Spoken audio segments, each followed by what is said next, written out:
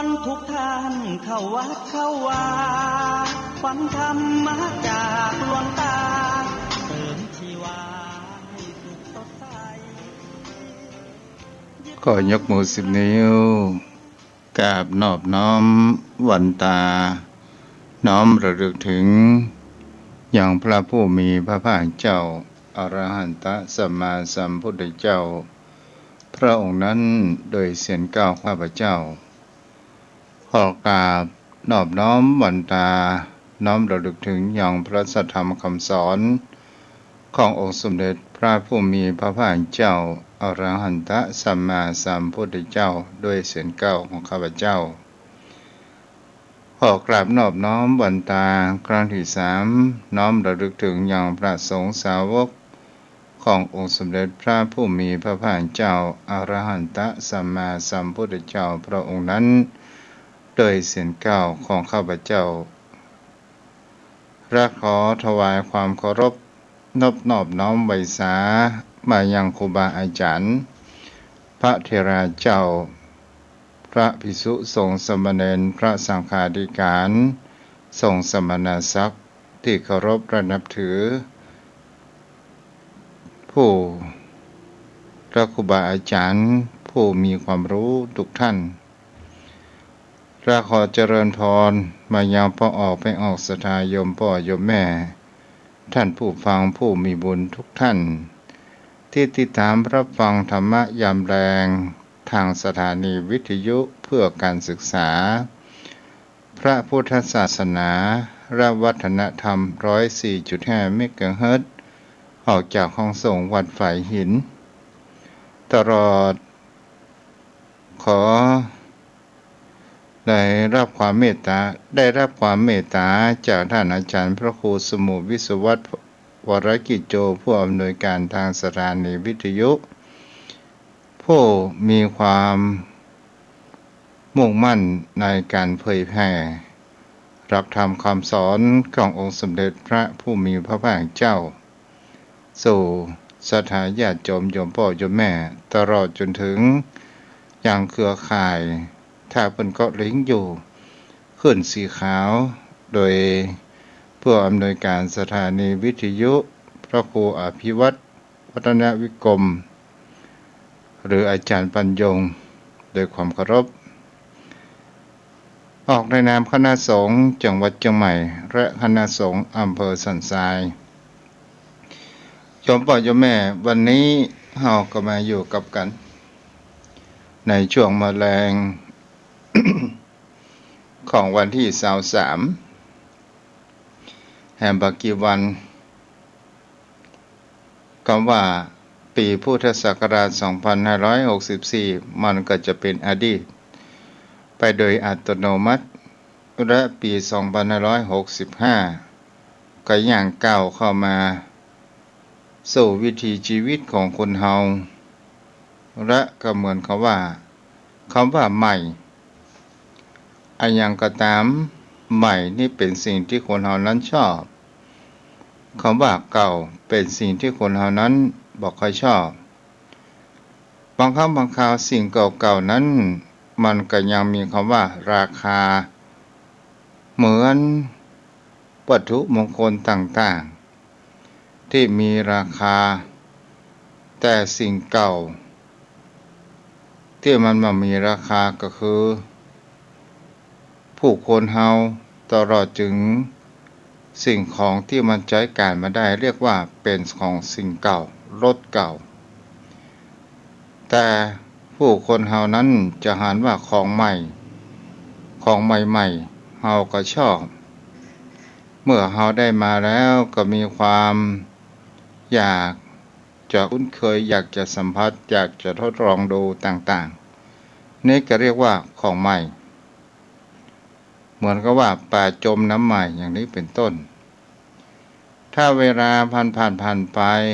มันก็กลับกลายเป็นของเก่าเช่นเดิมเหมือนปีพุทธศักราช2564จะผ่านหมู่เฮาไปแห่งบักกีวันต่างหน้านี้และปี2565จะย่างเข้ามาสู่ในชีวิตของผู้คนเฮาแต่จิตใจอันเดิม แต่ถ้าว่าเฮาเปลี่ยนจิตใจของเฮานั้นให้มีน้ำทำคำสอนของพระผู้มีพระภาคเจ้าอันที่หมู่เฮานั้นได้สักการะบูชาสูงที่สุดในชีวิตและเฮาจงนำหลักธรรมเหล่านั้นมาประดับจิตใจของเฮามาขัดเกลากิเลสให้ออกจากจิตจากใจของเฮาให้จิตใจของเฮานั้นมีความผ่องใสมีความเบิกบานและจะทำให้เฮานั้นมีอายุยืนโยมพ่อโยมแม่วันนี้ ตนถัวตุเจ้าจะได้จะอู้จ๋าเกี่ยวกับเรื่องแห่งคำว่าอันเป็นพุทธพจน์แห่งหนึ่งในอังคุรินิกายอังคุตระนิกายที่พระเดชพระคุณพระพุทธโฆษาจารย์ปอ.ประยุตโตเพิ่นได้นำมาเขียนไว้และก็ก่อให้เกิดแห่งความเข้าใจโยมพ่อโยมแม่ในหลักธรรมที่เพิ่นได้พรรณนาไว้ว่าในพุทธพจน์ทุกเจ้าก็ได้ย่อได้เขียนและทำความเข้าใจเพราะว่าภาษาธรรมบางครั้งบางคราวมันก็เป็นภาษาทางการพระองค์นั้นตรัสไว้ว่าธรรมะ5ประการนี้เป็นสิ่งที่คนเฮานั้นมีความปรารถนาน่าใคร่น่าพอใจเป็นสิ่งที่หายากในโลกโยมพ่อโยมแม่อะหยังเอาเนาะสิ่งที่หายากในโลกที่คนเรามีความปรารถนาเหมือนกันทุกคนโยมพ่อโยมแม่นั่นก็คือคำว่าอายุวรรณะสุขยศสวรรค์สิ่งเหล่านี้คำว่าอายุวรรณะสุขยศสวรรค์นี้เป็นสิ่งที่หายากในโลกเกิดขึ้นแม้เราจะมีถึงกล่าวคำอ้อนวอนเพื่อเฮานั้นได้มาซึ่งอายุวรรณะสุขยศสวรรค์เหล่านี้เพื่อเฮานั้นสมปรารถนาเหมือนดังใจหมายมันก็คงจะประเกิดขึ้นได้ถ้าว่าเฮาอยากจะมีสิ่งเหล่านี้เกิดขึ้นในชีวิตตนตัวของเฮานั้นก็คือการรีบขวนขวายการกระทำของผู้คนเฮานั้นเองถึงมันจะได้มาในวันนี้ศรัทธาญาติโยมทั้งหลายต่อหนึ่งที่พระองค์นั้นได้ตรัสกับพระอริยสาวกว่าผู้ปรารถนาอายุบอกควรที่จะอ้อนวอน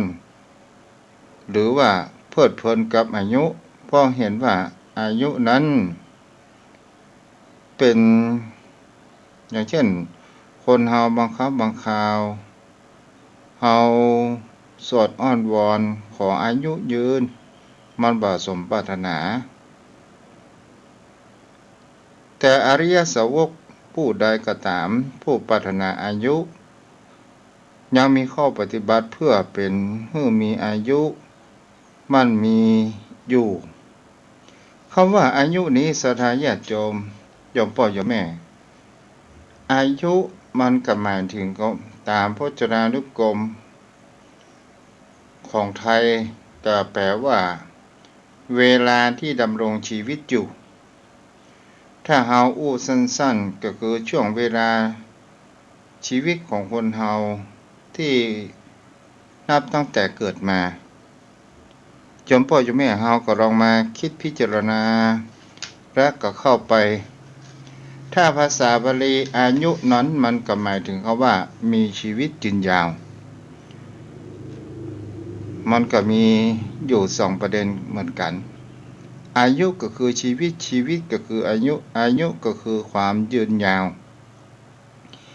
และเฮาจะอย่างใดให้มีอายุยืนยาวโยมพ่อโยมแม่ก็ลองมาพิจารณากันว่าเฮาจะทำอย่างใดให้ อายุของเรานั้นมีความยืนยาวโยมพ่อโยมแม่ก็บอกว่า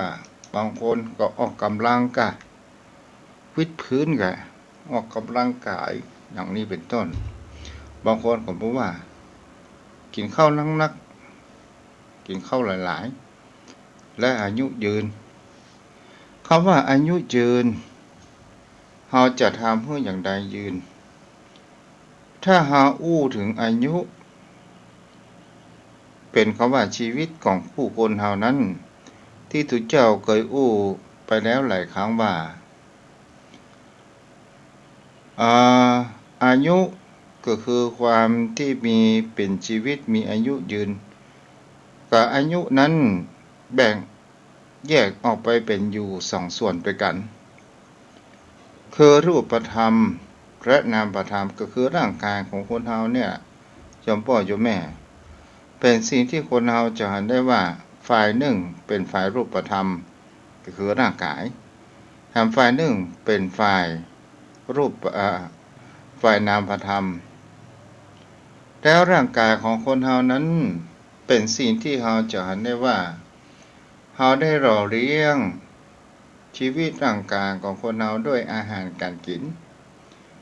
และหล่อเลี้ยงให้มันมีเกิดมีความผาสุกบ่ให้มันมีโรคภัยไข้เจ็บมาเบียดเบียนกับตนตัวของเฮานั้นเหมือนมากนักเป็นสิ่งที่คนเฮานั้นบังคับบังคาวการดำเนินทางของชีวิตของผู้คนเฮานั้นก็จะต้องใช้แห่งคำว่าอาศัยสติปัญญาในการพิจารณาของผู้คนเฮาจะเห็นนะว่าทางด้านรูปธรรมอายุย่อมอาศัยความมีร่างกายอันเป็นความว่าสมบูรณ์แข็งแรงสุขภาพดีที่เฮาหูกัน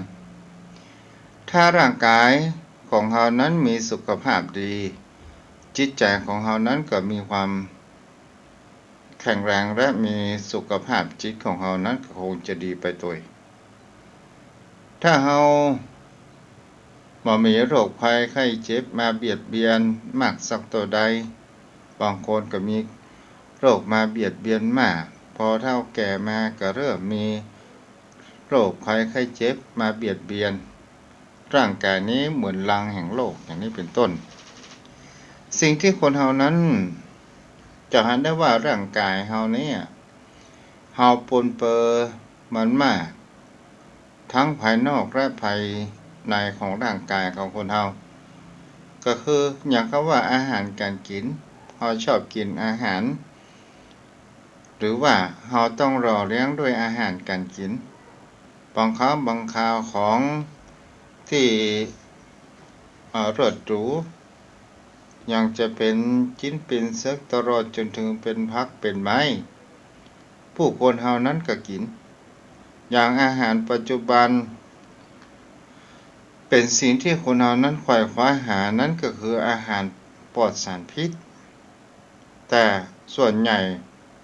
มันบ่ได้ปลอดสารพิษถามว่าเปิ้นพ่นยาก็บ่ได้พ่นแต่เปิ้นใจบ่ได้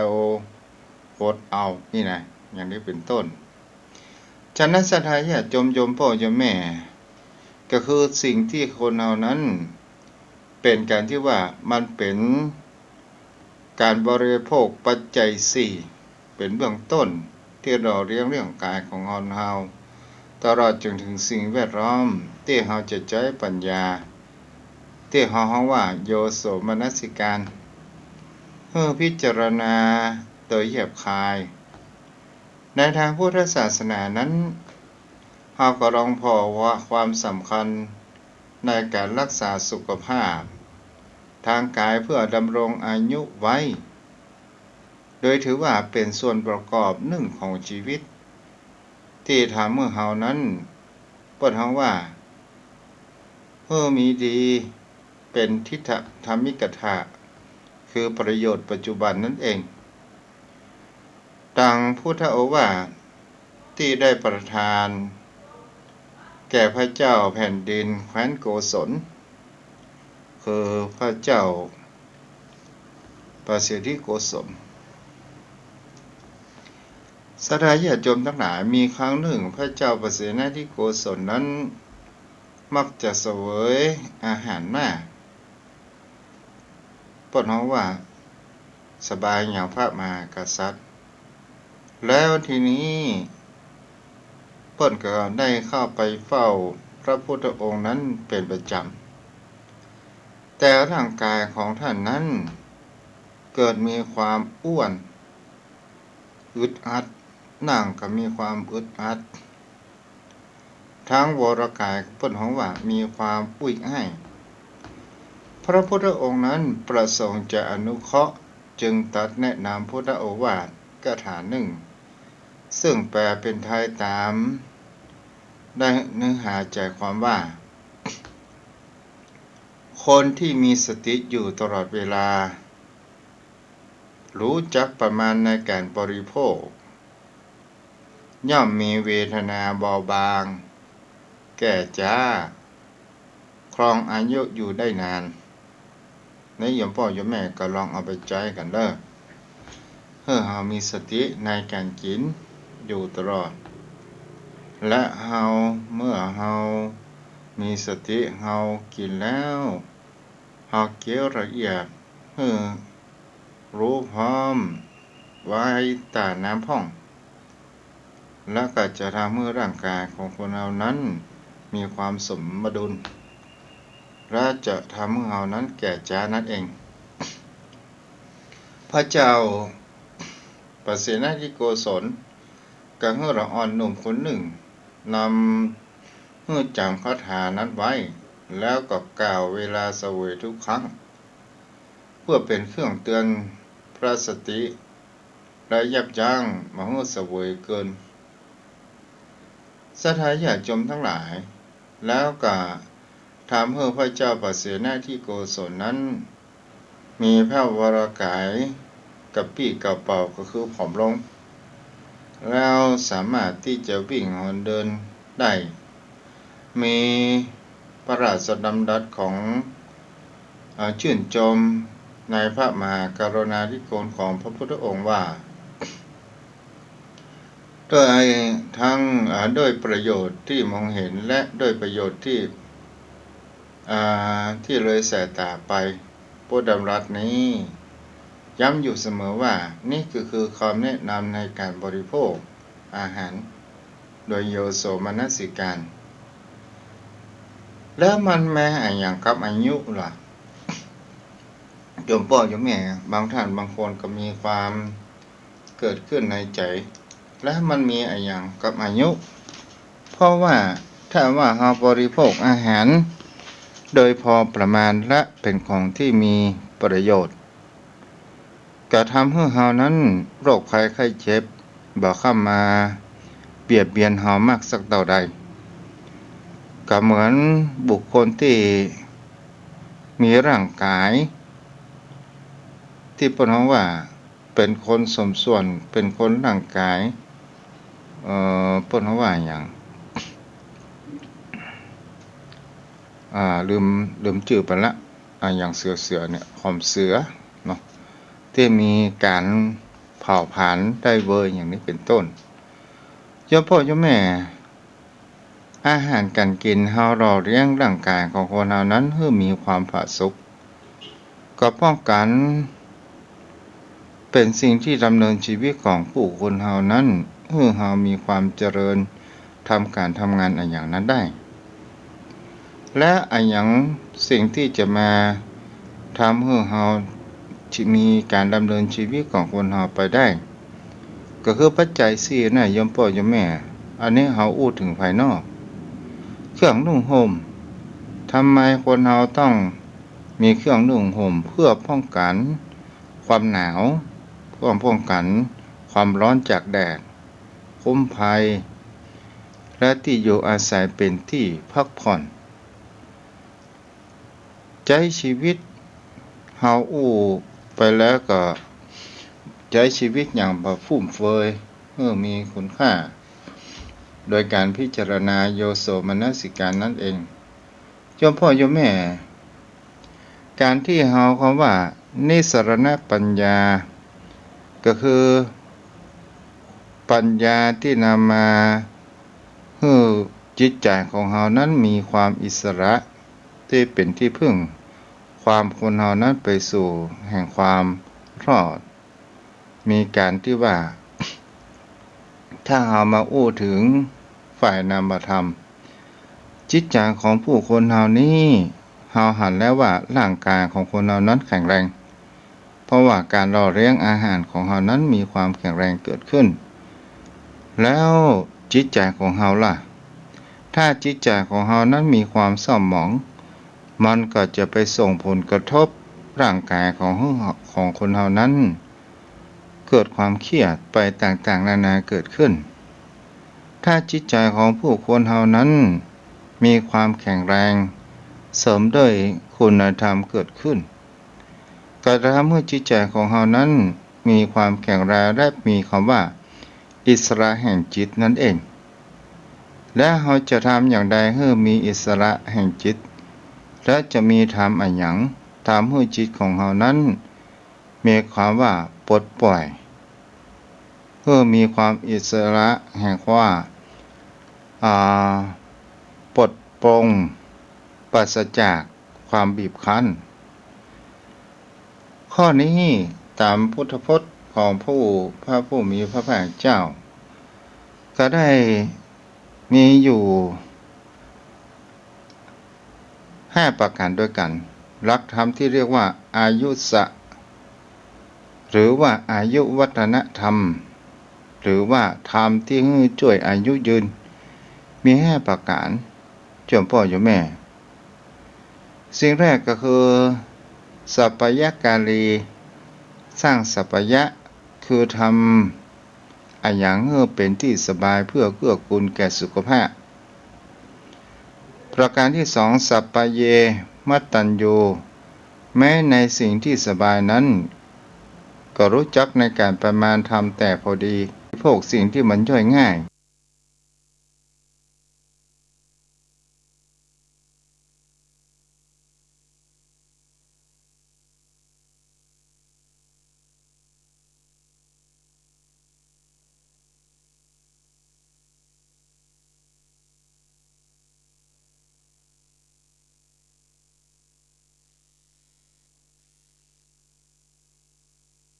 พอดีกับเวลาอย่างนี้เป็นต้นโยมพ่อโยมแม่ในหลักธรรมข้อที่5นี่แหมตัวหนึ่งก็คือพรหมจารีรู้จักถือคำว่าพรหมจรรย์ตามสมควรและสิ่งเหล่านี้กระทำให้จิตใจของเรานั้นมีความแข็งแรงเกิดขึ้นถ้าเราจะอู้ไปโยมพ่อโยมแม่เพื่อเข้าใจง่ายแหมหนึ่งก็คือธรรมที่จะรักษาบำรุงจิตใจของเราให้มีคุณธรรมก็คือการฝึกอบรมและเจริญปัญญาในตามบรรดาในธรรมที่มันเป็นกุศลที่เกื้อกูลแก่อายุของเราทั้งกายและจิตใจของเรานั่นเองเพื่อเรานั้นมีหลักธรรมแห่งคำว่าพรหมวิหาร4โยมพ่อโยมแม่ก็คือมีเมตตาและกรุณาก็คือมีความรักมีความปรารถนาดีมีมิตรไมตรีกับคนอื่นและช่วยเหลือเกื้อกูลคนอื่นเพื่อจิตใจของเรานั้นปราศจากแห่งคำว่าพยาบาทและความคิดผูกใจแค้นผูกใจเจ็บเพื่อดำรงชีวิตของคนเรานั้นเพื่อเป็นอหิงสาและเขาเพื่อมันปราศจากวิหิงสาและเราบ่ต้องไปข่มเหงเบียดเบียนผู้อื่นบ่ได้คิดมุ่งร้ายทำลายผู้คนที่อยู่ใต้ต่ำกว่าเรานี่ก็เป็นสิ่งที่คนเรานั้นกระหันกันได้ว่าโยมพ่อโยมแม่ถ้าว่าเรามีความรักความปรารถนาดีก็คือรักพรหมวิหาร4นั่นเอง เมตตากรุณามุทิตาอุเบกขาโยมพ่อโยมแม่ถ้าบุคคลเรามีความรักมีความสงสารกันซึ่งกันและกันมันจะก่อให้เกิดแห่งคำว่าศีลเกิดขึ้นเฮามาได้เพราะว่าเฮานั้นบ่ทำลายบ่เบียดเบียนชีวิตของบุคคลอื่นและเฮาจะเว้นจากการทำลายชีวิตเฮาจะวางสตราวุธและเฮามีแห่งคำว่าความละอายต่อบาปอันประกอบไปด้วยความเมตตาช่วยเหลือเกื้อกูลปวงสัตว์นั่นคือข้อปฏิบัติที่เป็นไปเพื่อให้มีอายุยืนโยมพ่อโยมแม่เฮาก็ลองสังเกตดูว่าถ้าเฮาเป็นคนที่มีเมตตาหรือว่าความรักมีมิตรไมตรีมันย่อมส่งเสริมให้จิตใจของเฮานั้นมีความแข็งแรงและทำให้จิตใจของเฮานั้นมีความผ่องใสและก็จะทำให้ชีวิตของคนเฮานั้นส่งผลมาทางข้างนอกเพื่อมีความเบิกบานผิวพรรณของเฮาก็จะมีความผ่องใสงามภายในมันต่างกับบุคคลที่ว่าร่างกายถึงมีความแข็งแรงก็ตามแต่จิตใจนั้นมีแต่ความเครียดมีแต่ความคิดที่บ่ดีมีแต่ความคิดที่จะเบียดเบียนบุคคลอื่นมีแต่ความคิดเป็นที่อกุศลก็คือทางที่ไปทางบ่ดีอกุศลโยมพ่อโยมแม่มันก็จะเกิดแห่งความมีความผ่องใสเกิดขึ้นต่างๆนานาทั้งหลายถ้าว่าผู้คนเฮานั้นเป็นคนที่มีความเมตตาเอื้ออารีซึ่งกันและกันเมื่อเฮาเอื้ออารีกับบุคคลอื่นนั้นก็จะมีความเอื้ออารีต่อตนตัวของเฮานั้นในภายหลังอย่างเช่นโยมพ่อโยมแม่ได้ทำบุญใส่บาตรเป็นประจำทุกเจ้านั่นก็คือเป็นสิ่งที่ทำให้เฮาจิตใจของเฮานั้นมีความอบเอื้ออารีในการที่เหมือนกับว่าเฮาได้สืบอายุสืบชะตาของเฮาให้มีอายุยืนขึ้นไปก็คือทำบุญใส่บาตรพระสงฆ์องค์ข้าเจ้านั่นก็ได้ฉันภัตตาหารมันก็เหมือนกับว่าต่ออายุของพระสงฆ์องค์ข้าเจ้านั้นไปและก็ต่ออายุตนตัวของเฮานั้นเองเพื่อมีอายุยืนตลอดจนถึงที่เฮาได้ช่วยสรรพสัตว์ทั้งหลายที่ได้รับความลำบากเฮาหันแล้วเฮาเกิดมีความสงสารอย่างเช่นสุนัขโดนรถทับรถจนแข้งขาหักและเฮาเกิดมีความสงสารและอินดูเฮาเอาเข็บมาปฐมพยาบาลรักษามันจนหายสุนัขนั้นถึงมันอู้บ่ได้แต่มันมีแววตาบอกแห่งความขอบคุณจากจิตจากใจของมันเช่นเดียวกันเพราะว่าดวงตาเป็นหน้าต่างของหัวใจนี่แหละโยมพ่อโยมแม่ก็เป็นสิ่งที่เฮาจะเห็นได้ว่าถ้าเฮาช่วยเหลือและเฮามีความรักสิ่งเหล่านี้จิตใจของคนเฮานั้นก็จะมีความเบิกบานหรือว่ามีความผ่องใสหรือว่ามีความฟูเกิดขึ้นมีความปลื้มปิติยินดีเกิดขึ้นนั่นเองแต่ถ้าว่าบุคคลเฮาเป็นคนที่มีแต่ความคิดร้ายประทุษร้ายผู้คนอื่นอยู่เสมอเพราะนั้นว่าบุคคลผู้เกิดมาอายุ100 ปีแต่มีจิตใจไปทางด้านอกุศลมีอวิชชาแห่งความมืดบอดปิดบังอยู่สู้คนที่เกิดมาทำสิ่งที่อันเป็นประเสริฐและกระทำให้พวกเขาว่าผู้ใดเกียจคร้าน หย่อนความเพียรถึงมีชีวิตอยู่ได้100 ปีก็ไม่มีค่าชีวิตของผู้มีความเพียรมั่นคง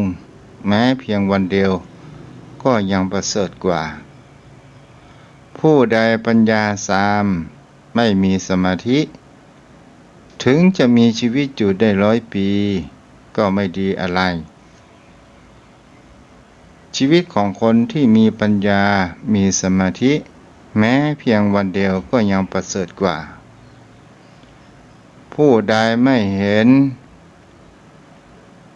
อุตตมธรรมถึงจะมีชีวิตอยู่ได้100 ปีก็ไม่ดีชีวิตของผู้เห็นอุตตมธรรมแม้เพียงวันเดียวก็ยังประเสริฐกว่าชีวิตที่ไร้ธรรมเพราะว่าชีวิตของผู้คนเฮาที่มันไร้ธรรมและมันเป็นโทษถ้าบุคคลใดก็ตามที่พอกพูนอกุศลในสิ่งที่บดีไว้มากๆยิ่งอยู่เมือนมานานไป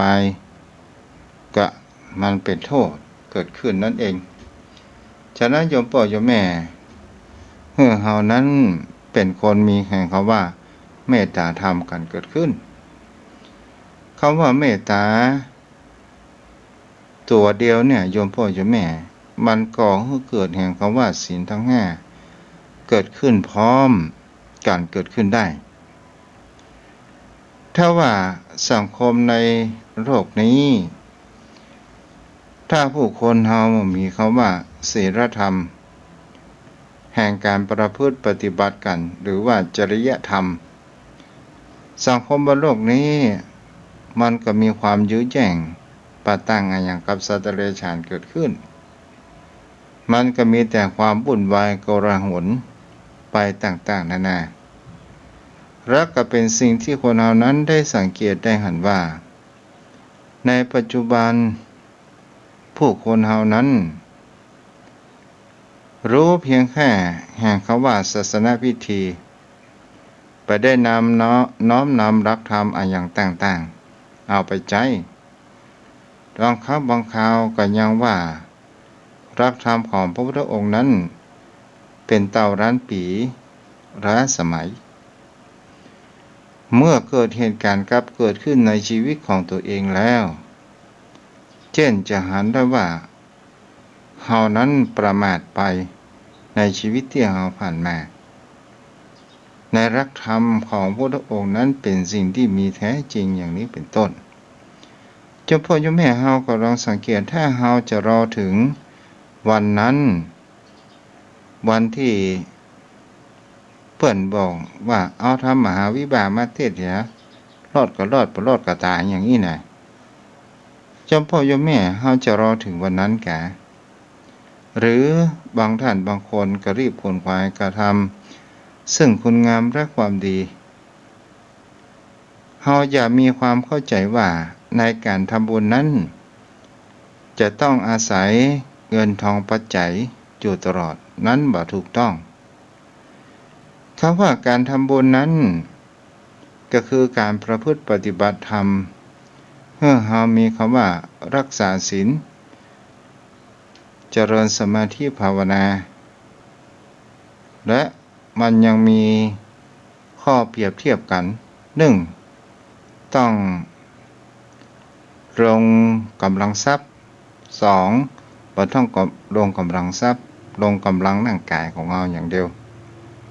โยมพ่อโยมแม่ในสิ่งเหล่านี้เนี่ยคนเฮาก็รู้กันว่าอันใดเป็นกุศลอันใดเป็นบาปเป็นกรรม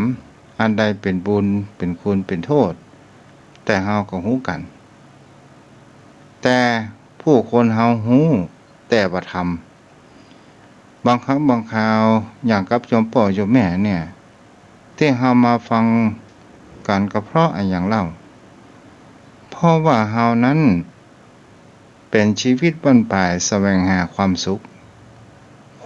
ในที่นี้ก็คือความสุขจิตใจของเฮานั่นเองในสิ่งที่มันผ่านมามันก็คืออดีต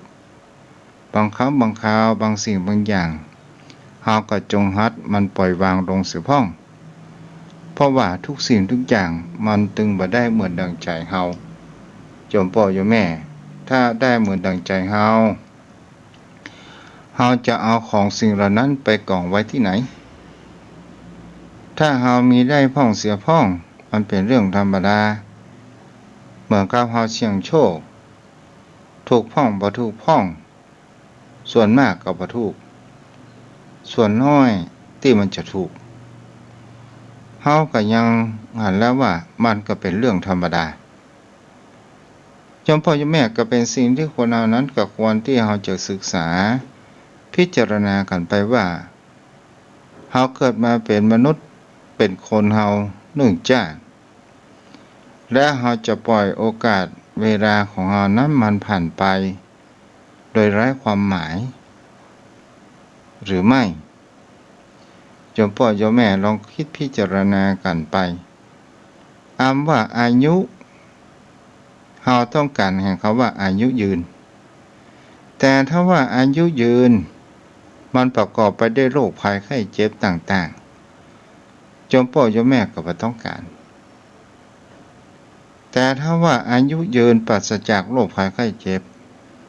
อย่างนี้คนเราต้องการเป็นสิ่งที่คนเรานั้นกล่าวหาได้ว่าสิ่งที่สำคัญมากที่สุดนั้นก็คือเมื่อเราจงทำความดีในแต่ละวันได้พ้องเสียพ้องมันก็เป็นเรื่องธรรมดาอย่างวันนี้เราจะไหว้พระสวดมนต์ทำสมาธิเอาฟังการไหว้พระสวดมนต์ทางสถานีวิทยุที่เป็นคลื่นของพระพุทธศาสนาจิตใจของเรานั้นก็จะเกิดแห่งความสงบจิตใจของเรานั้นก็เกิดแห่งความสบายเกิดขึ้นนี่แหละโยมพ่อโยมแม่บางสิ่งบางอย่างเปิดห้องว่าสิ่งที่มันอยู่ใกล้ตัวเฮามหันคุณค่าถ้าว่าสิ่งนั้นมันพลาดพลาดจากเฮาไปแล้วเฮาจะหันคุณค่าอย่างเช่นพระธรรมคำสอนของพระพุทธองค์พุทธองค์ชี้แนวทางให้กับผู้คนเฮาว่าทางนั้นเป็นทางอกุศลทางนั้นเป็นทางกุศลทางนี้ถ้าทำแล้วจะไปสู่ในสุคติภพทางนี้ทำไปแล้วไป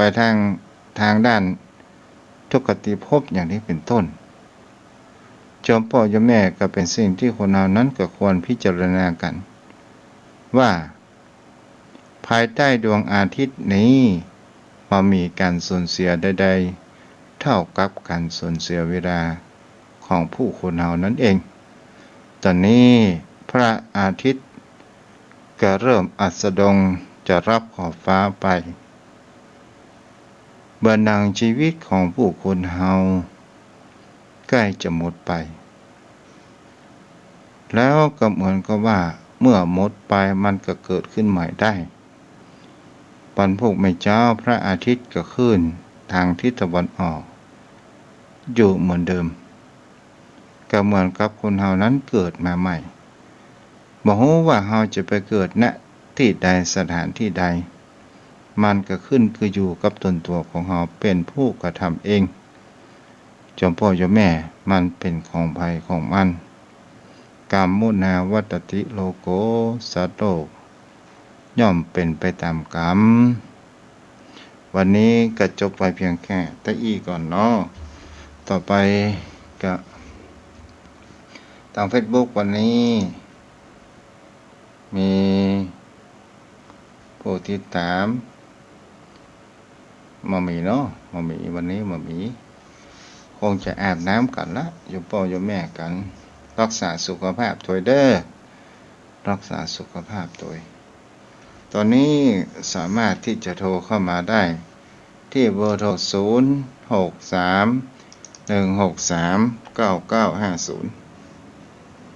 063-163-9950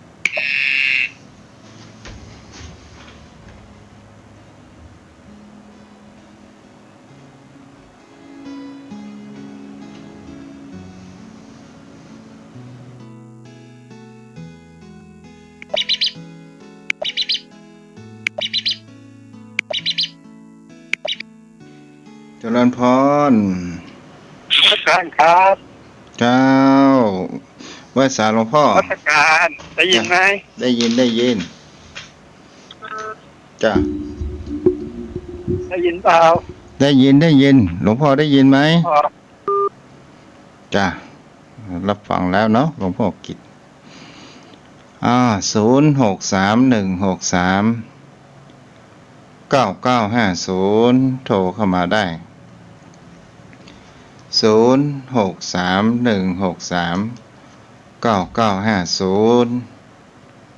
โทรเข้ามาได้เนาะ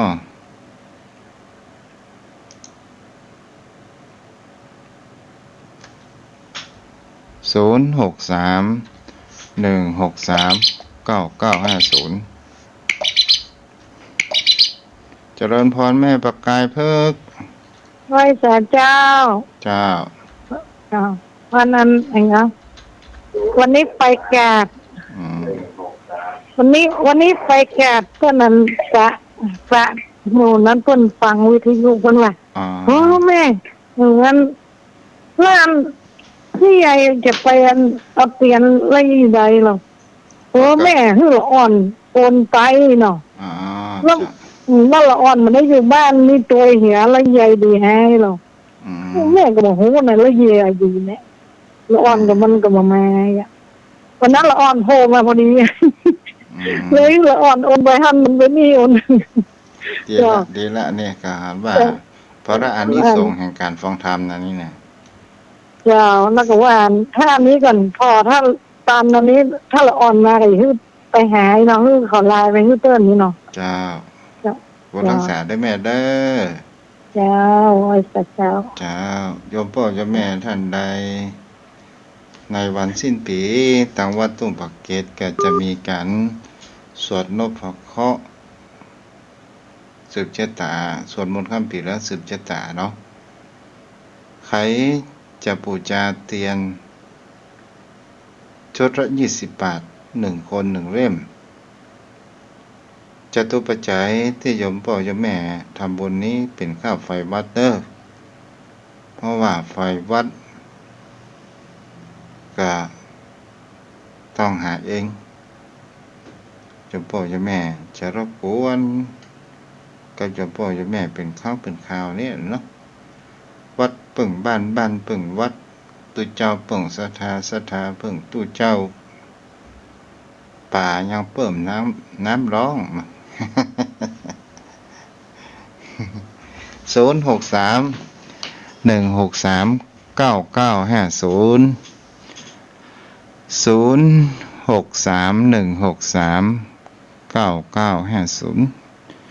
ช่วงนี้อากาศเย็นเด้อโยมพ่อโยมแม่ก็ขอระมัดระวังสุขภาพกันด้วยเนาะขอระมัดระวังสุขภาพกันตัวเด้อ06316399950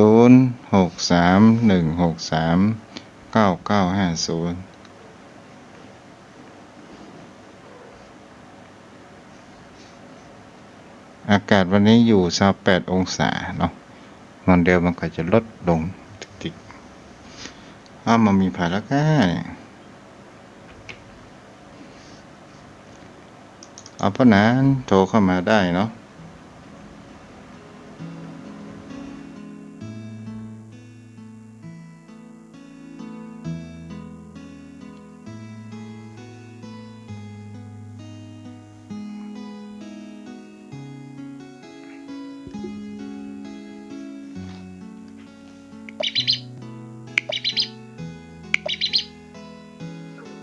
เจริญพ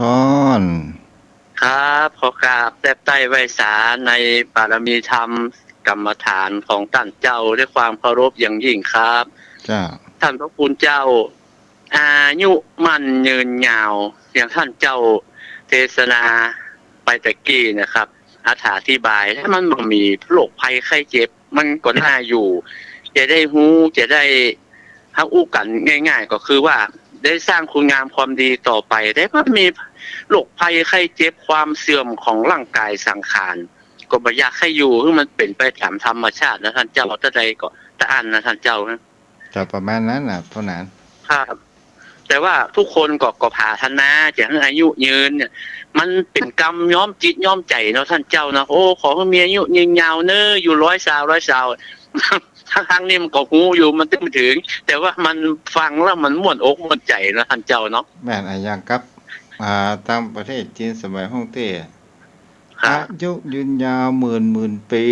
หมื่นปี อ๋อ มัน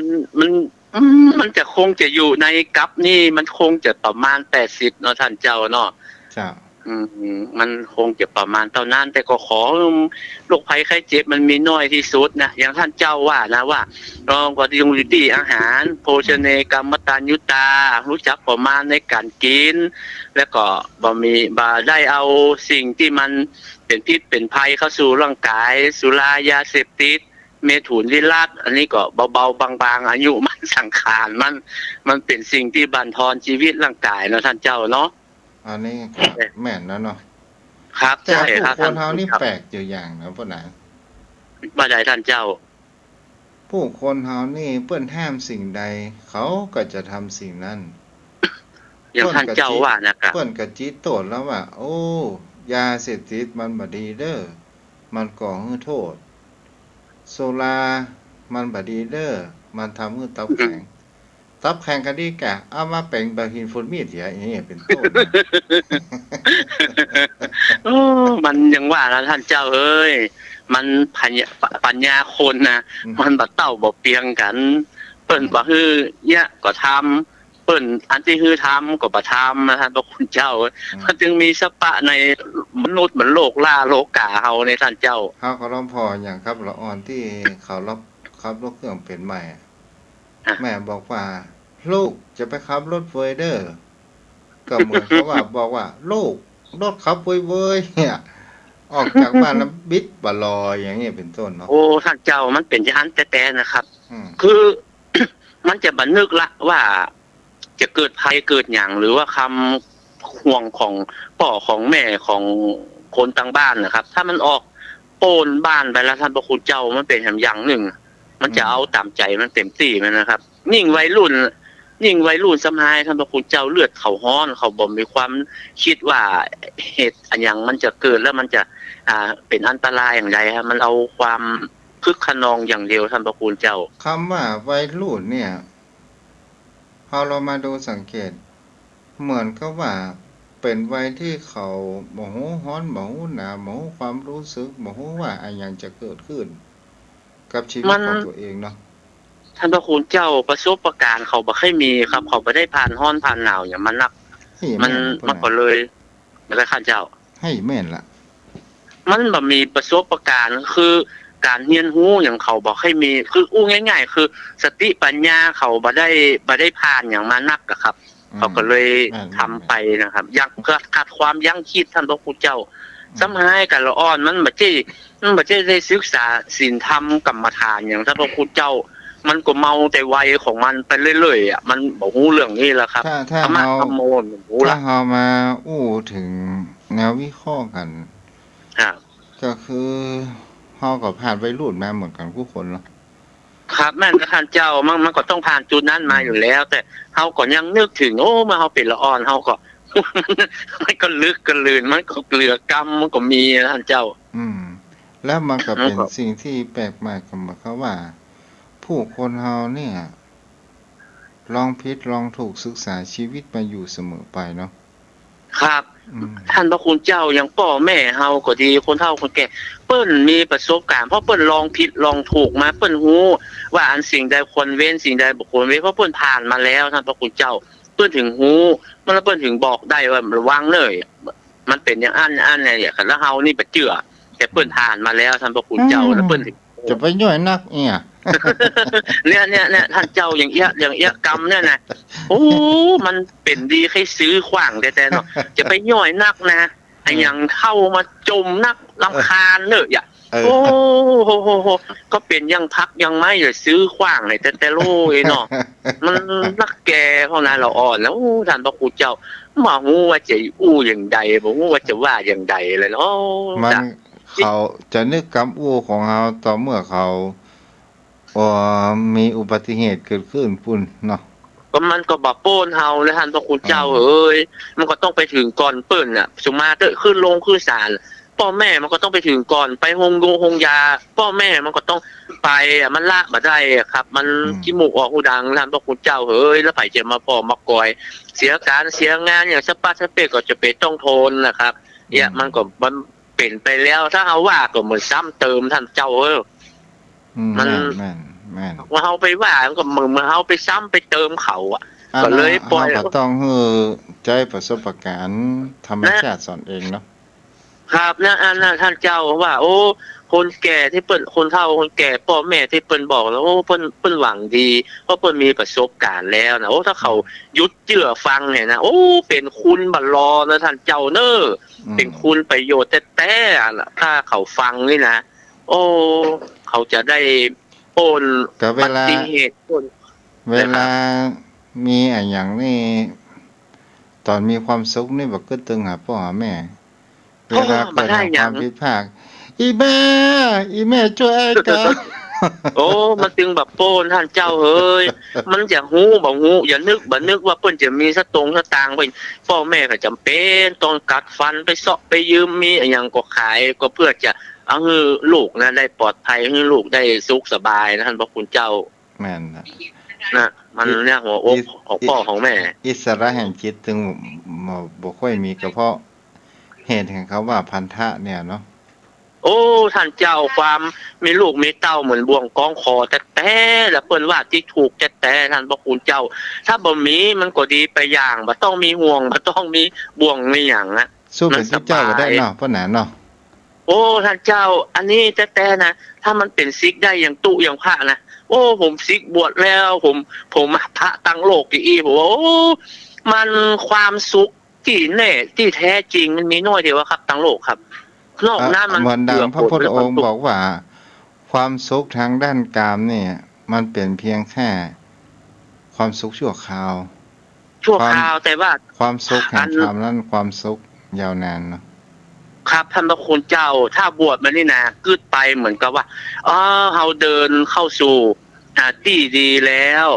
ได้คัดล่างคัดสีมาแล้วจะปิ๊กมากิ๊กเกือกที่ฝุ่นอย่างแหมกายโอ้มันเป็นอย่างนั้นเลยครับผมไว้สาเจ้าโอ้ครับจะใช้ไว้สาบารมีธรรมท่านเจ้าครับครับผลรักษาเด้อพ่อหนาเด้อวันผูกสนทนากันไว้เอาละวันนี้ก็ไว้เพียงเท่านี้เด้อปุญกินปุญตานรักษาอายุวโนสุขังพระลัง